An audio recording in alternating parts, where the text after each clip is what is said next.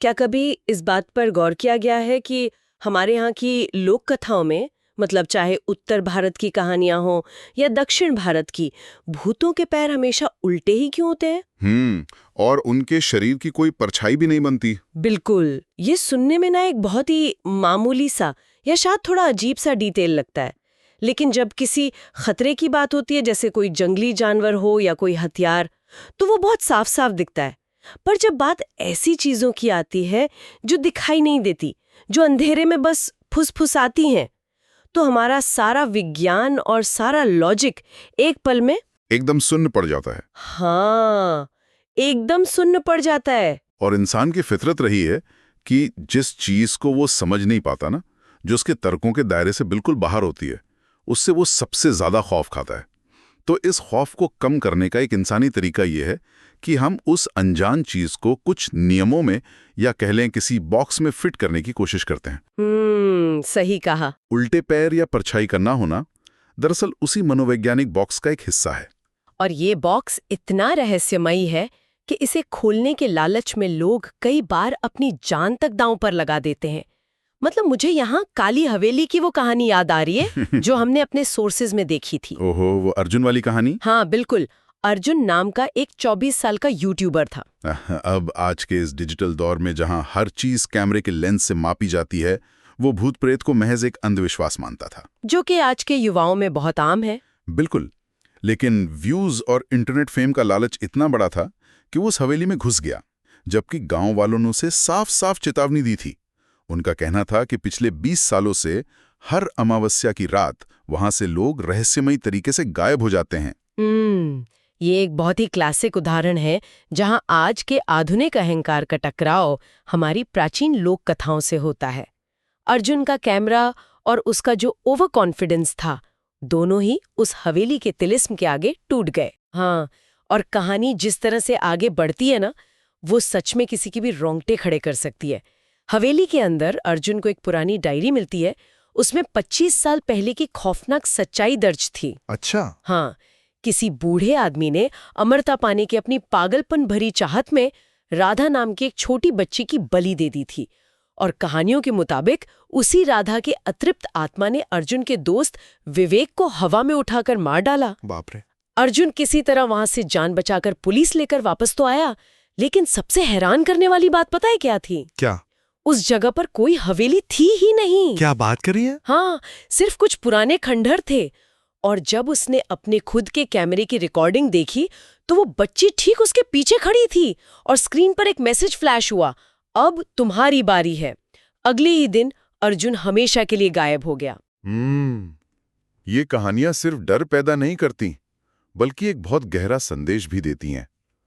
मतलब चाहे वो 25 साल पहले उस बूढ़े आदमी का अमर होने का लालच हो, या आज के दौर में अर्जुन का सोशल मीडिया व्यूज का लालच, ये लालच ही है जो इंसान को एक अंधेरे कुएं में धकेल देता है। बिल्कुल, और यही कारण है कि आज की इस गहन चर्चा में हम महज कुछ डरावनी कहानियां सुनकर रुकने वाले नहीं हैं।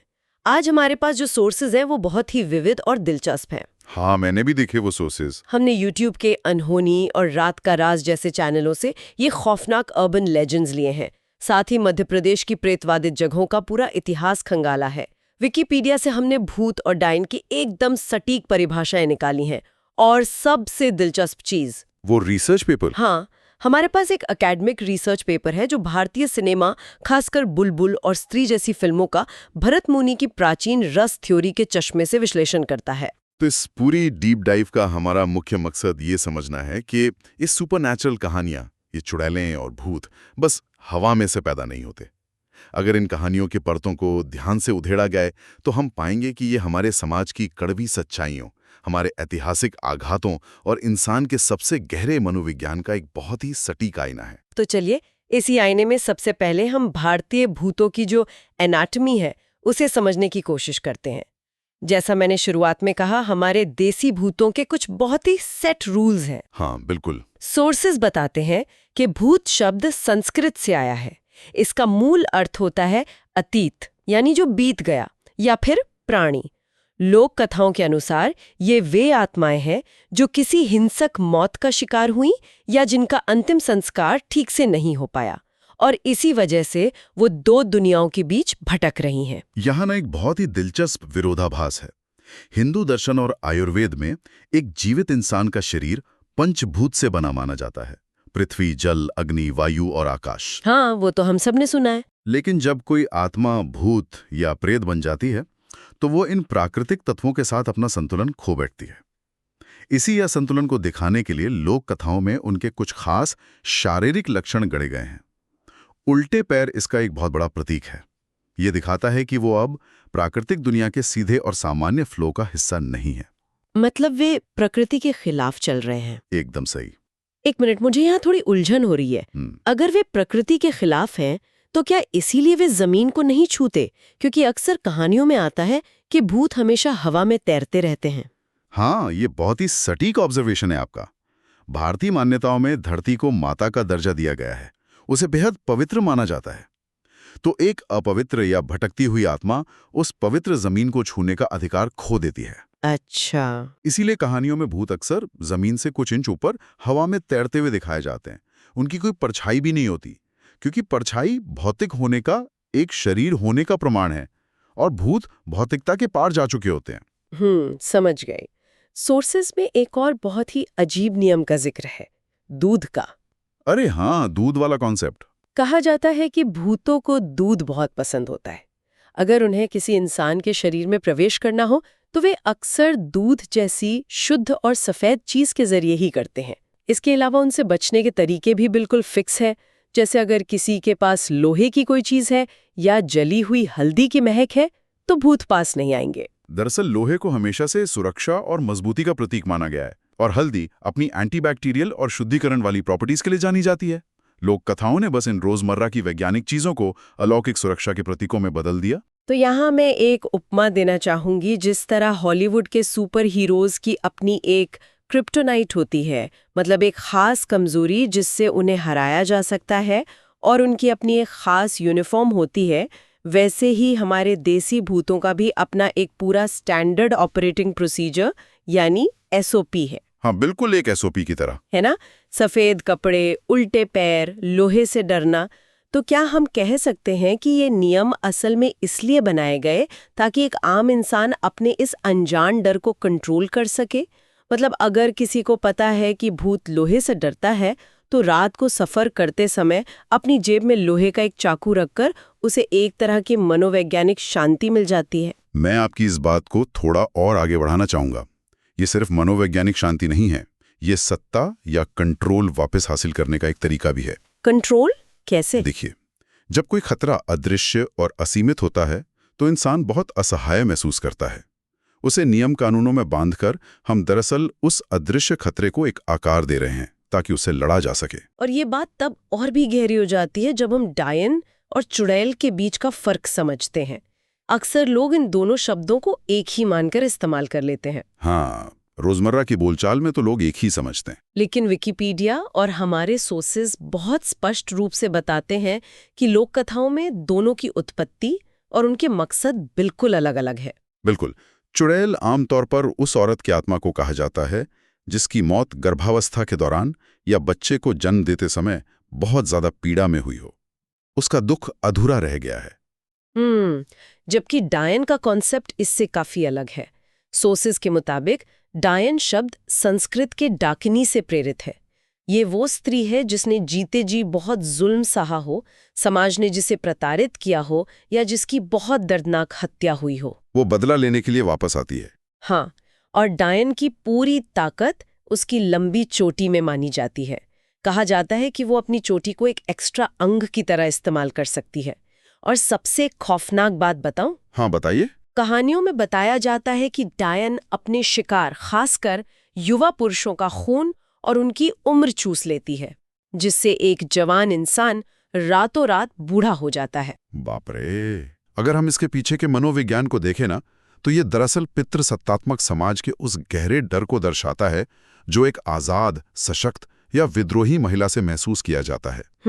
ये तो बहुत गहरी बात कही आपने। हाँ, एक ऐसी औरत जो समाज के बनाए नियमों से बाहर है, उसे एक ऐसा रूप दे दिया गया जो पुरुषों की उम्र और उनकी ताकत सोख लेती है। ये पुरुषवादी असुरक्षा का एक बहुत बड़ा प्रतीक है। सच में ये बहुत ही सोचने वाली बात है।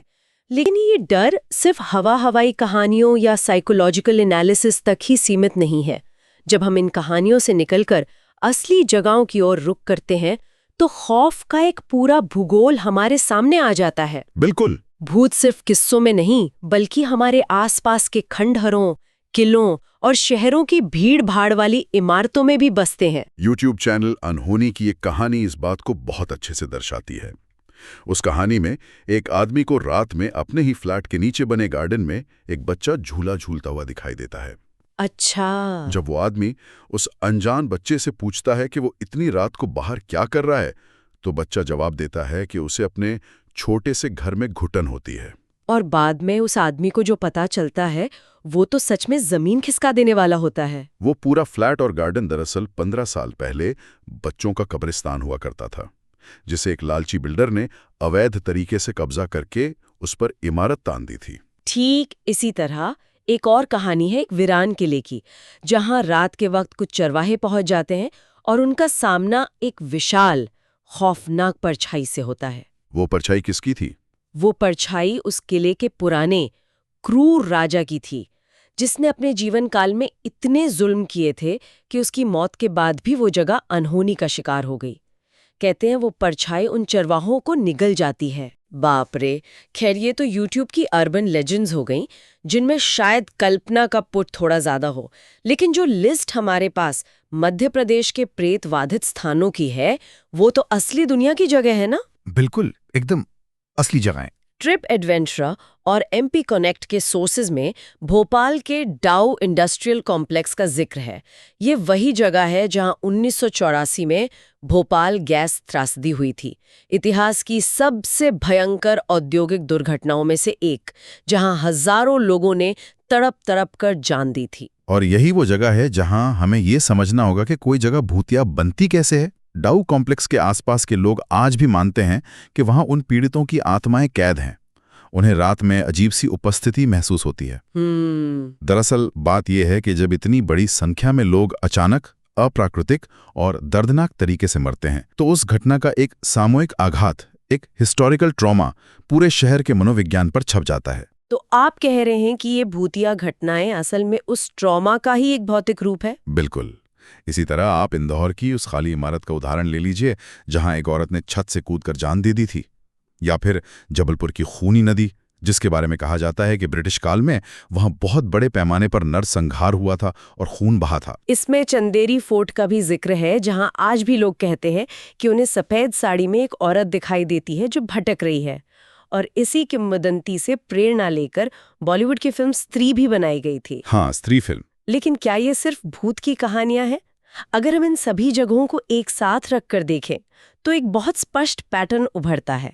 ये जगह रैंडम नहीं है। इसे इस तरह से देखिए, जहां भी कोई बड़ा ऐतिहासिक दर्द होता है, जहां बहुत बड़ा अन्याय हुआ होता है और न्याय की कोई उम्मीद नहीं बचती, ठीक वहीं ये भूतिया कहानियां जन्म लेती हैं। तो क्या हम ये निष्कर्ष निकाल सकते हैं कि ये प्रेतवादित जगह असल में हमारे इतिहास के वो पन्ने हैं जिन्हें समाज अपनी सुविधा के लिए भूलना चाहता है, लेकिन वो जगह हमें भूलने नहीं देती? बहुत सही बात कही आपने। मानो वो खंडहर चीख चीख कर कह रहे हों कि यहाँ कुछ गलत हुआ था। ये एक बहुत ही खूबसूरत और सटीक विचार है। समाज अक्सर उन घटनाओं को दबाने की कोशिश करता है जिन पर उसे शर्म आती है, लेकिन वो दबा हुआ सच भूत का रूप लेकर एक चेतावनी बनकर समाज के सामने वापस आ जाता है। वो इमारतें दरअसल उस दर्द के स्मारक बन जाती हैं, जैसे इतिहास की किताबों से मिटा दिया गया हो। और इतिहास के इन स्मारकों से निकलकर अब हम आज के दौर की बात करते हैं। ये हमारी चर्चा का सबसे दिलचस्प और बौद्धिक मोड़ है, सिनेमा, समाज और रस थ्योरी का जादू। हाँ, ये हिस्सा बहुत ही दिलचस्प है। अगर भूतिया जगहें ऐतिहासिक ट्रॉमा से निपटने का समाज का तरीका थी, तो हमारी आज की भूतिया कहानियां यानी हमारा सिनेमा आज के सामाजिक मुद्दों से निपटने का तरीका बन गई हैं। अब सिनेमा में भूत सिर्फ डराने के लिए नहीं, बल्कि समाज को आईना दिखाने के लिए इस्तेमाल हो रहे हैं। IJFMR के अकादमिक रिसर्च पेपर में इस बात का बहुत ही गहराई से विश्लेषण किया गया है। पुराने दौर की फिल्मों में भूत या चुड़ैल महज एक विलन हुआ करती थी, जिसे अंत में हीरो या कोई तांत्रिक खत्म कर देता था। हाँ, हमेशा ऐसा ही होता था। लेकिन आधुनिक भारतीय सिनेमा जैसे बुलबुल और स्त्री इस पूरे नैरेटिव को पलट रहा है। वे इन शक्तियों को अमानवीय दैत्य नहीं बल्कि पीड़ित के रूप में पेश कर रहे हैं। और इसे समझने के लिए हमें भरत मुनि के नाट्यशास्त्र की रस थ्योरी का सहारा लेना होगा। रस थ्योरी, जहां तक मुझे समझ आ रहा है, ये प्राचीन भारतीय सौंदर्य शास्त्र का वो सिद्धांत है जो बताता है कि कोई भी कला इंसान के शरीर और मन के अंदर कौन सी भावना या कौन सा रस पैदा करती है। एकदम सही। भरत मुनि के अनुसार कला का मुख्य उद्देश्य दर्शक के मन में एक विशेष प्रकार का अनुभव जगाना है। यह सिर्फ दिमाग का काम नहीं है, बल्कि ये शारीरिक और भावनात्मक दोनों स्तरों पर काम करता है। जब हम बुलबुल फिल्म को इस थ्योरी के जरिए देखते हैं तो इसके मायने पूरी तरह बदल जाते हैं। बुलबुल की कहानी 19वीं सदी के बंगाल की पृष्ठभूमि पर आधारित है। बुलबुल एक बाल वधू है जो एक बहुत बड़ी हवेली में रहती है। उसके साथ उसका पति और जेठ बहुत ही अमानवीय शारीरिक और यौन हिंसा करते हैं। बिल्कुल।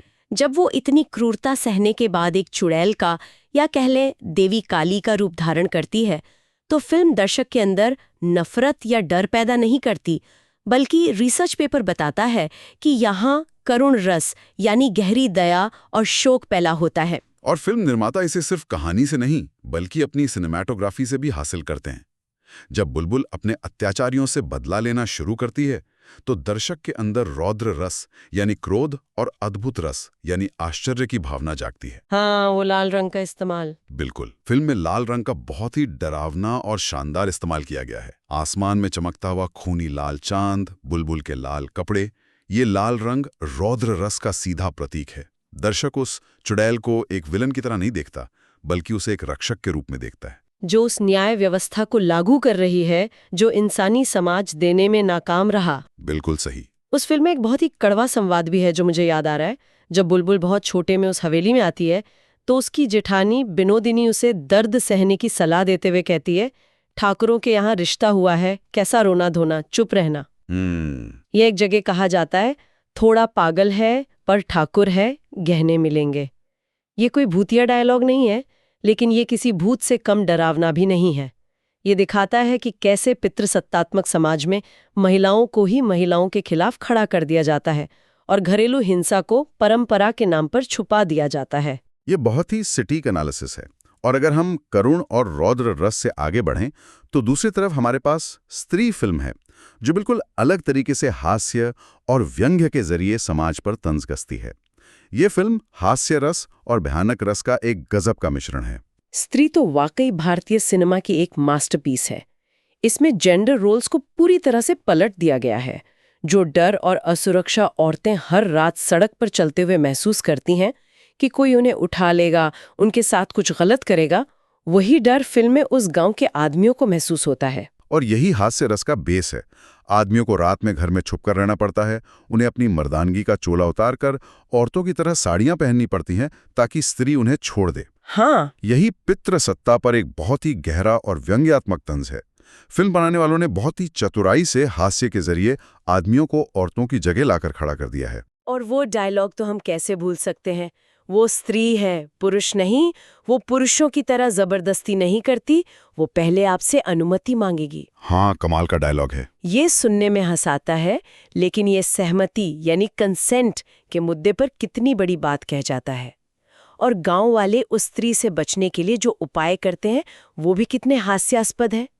चमगादड़ की हड्डियों के चूरे को सफेद कौवे के मूत्र में मिलाकर स्याही बनाते हैं ताकि दीवार पर लिख सकें, ओ स्त्री कल आना। ये हास्य असल में समाज के खोखले अंधविश्वासों पर सीधी चोट करता है। हम देखते हैं कि डर के मारे इंसान कितना इलॉजिकल हो सकता है।